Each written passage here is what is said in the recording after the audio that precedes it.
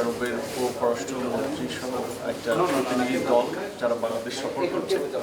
সৌদির সাথে বাংলাদেশের দীর্ঘদিনের বাণিজ্যিক এবং বিশেষ করে আমাদের শ্রমবাজারের ক্ষেত্রে একটা বড় অবস্থান রয়েছে। তারা বিভিন্ন সরকারের প্রতিনিধিদের সাথে মিটিং করেছে, তারই অংশ হিসেবে আজকে আমাদের সাথে আলাপ আলোচনা করেছে। সেখানে আমাদের জায়গা থেকে স্বাভাবিকভাবে এই মন্ত্রণালয়ের জায়গা থেকে বড় কনসার্নের জায়গা যে আমাদের প্রবাসী যারা সৌদি আরবে আছে তাদের কাজের ক্ষেত্রে যেন তারা ন্যূনতম যে অধিকার সেটা যেন যথাযথভাবে পায় এবং তাদের মর্যাদা যেন সেখানে সুরক্ষিত থাকে।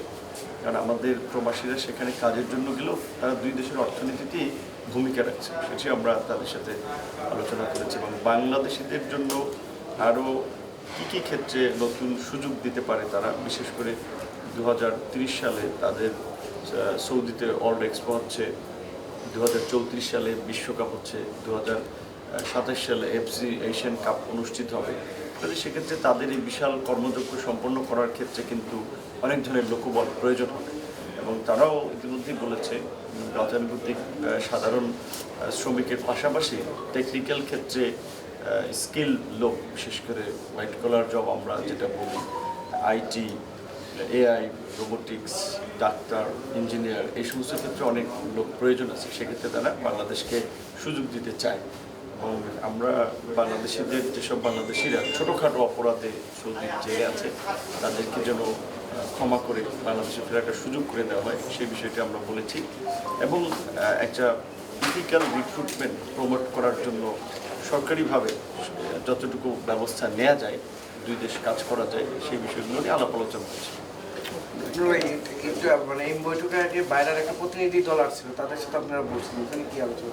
বাইরেটা আমি তো এই মিটিং আসছিলাম, ওটা আমাদের বলতে। আচ্ছা, আমরা তো আমাদের থেকে অনেক কিছু বলেছি, ওনাদের রেসপন্সটা কি ছিল আসলে ক্ষমা করে দেওয়ার বিষয়ে?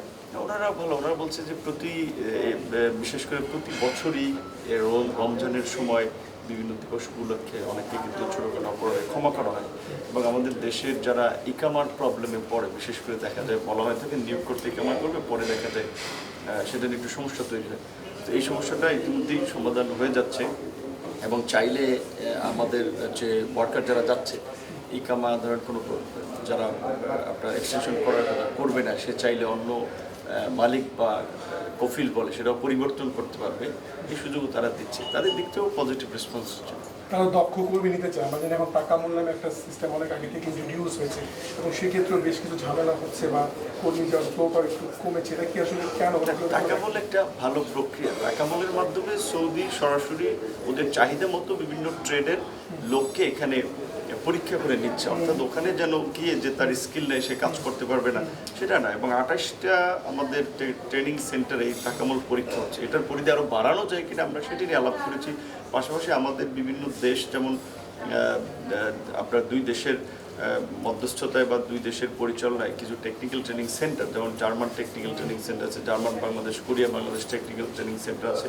এভাবে সৌদিও কিছু টেকনিক্যাল ট্রেনিং সেন্টার বাংলাদেশের সাথে জয়েন্টলি করে তাদের চাহিদা মতো লোক তৈরি করে নিতে পারে, এই বিষয়ে আমরা আলাপ করেছি। তারা বলেছে যে এই বিষয়ে আমরা আমাদের যে বিষয়গুলো এগুলো যখন জয়েন্ট ওয়ার্কিং কমিটির মিটিং হবে এবং প্রপার চ্যানেলে এগুলো নিয়ে একটু আলাপ আলোচনা হওয়ার মধ্যে দিয়ে যতখানি তারা করতে পারে সেটা করবে। থ্যাংক ইউ ভাই। প্রথমবারের মতো প্রবাসীর সিটিতে শুরু হলো কমার্শিয়াল শপ বরাদ্দ। আপনার ব্যবসাকে দিন একটি আধুনিক ও সম্ভাবনাময় ঠিকানা। একই সঙ্গে নিশ্চিত করুন ভবিষ্যতে লাভজনক বিনিয়োগ। সীমিত সংখ্যক কমার্শিয়াল স্পেস এখন বুকিং চলছে। স্ক্রিনে প্রদর্শিত নাম্বারে আজই যোগাযোগ করুন এবং আপনার পছন্দের শপটি বুকিং নিশ্চিত করুন। স্পেস সীমিত, তাই দেরি নয়, আজই বুকিং করুন। প্রবাসীর সিটি, আপনার ব্যবসা ও বিনিয়োগের স্মার্ট সমাধান।